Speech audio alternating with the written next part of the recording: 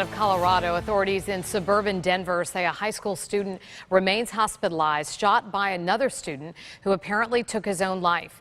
We have learned the student was wounded when he confronted the gunman at Arapahoe High School in Centennial.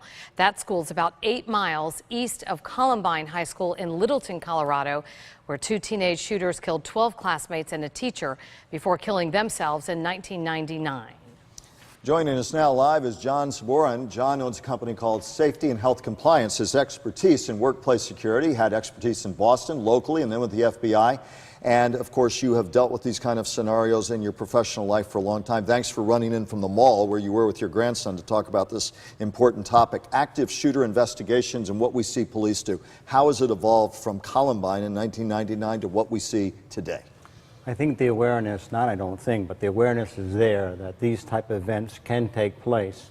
The key to this type of issue is recognizing it and then taking the proper action, such as, do we have policies and procedures in place? And in 1999, police would later say we stayed on the perimeter. No longer. They go in with force immediately, don't they? To try and identify the target and neutralize. Absolutely. Talk about that. Okay. I'd like to go back just for a second. Absolutely. On this. Before we even call 911, we have to have plans in place ourselves. And that also assists the local police on what to do, where they are, blueprints, things such as that.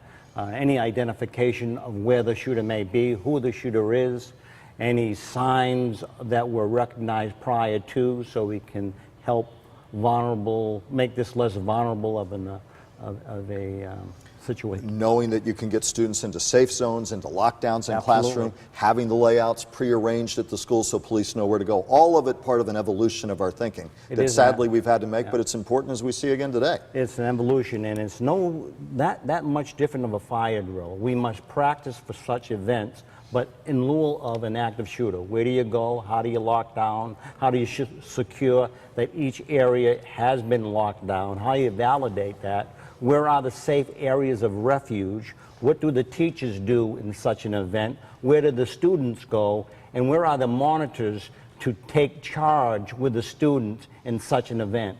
All part of the planning that every school district is doing or should be doing in today's world. Absolutely. And this also encompasses surveillance equipment, things such as that. Do we have the proper surveillance equipment, and are we maintaining the equipment?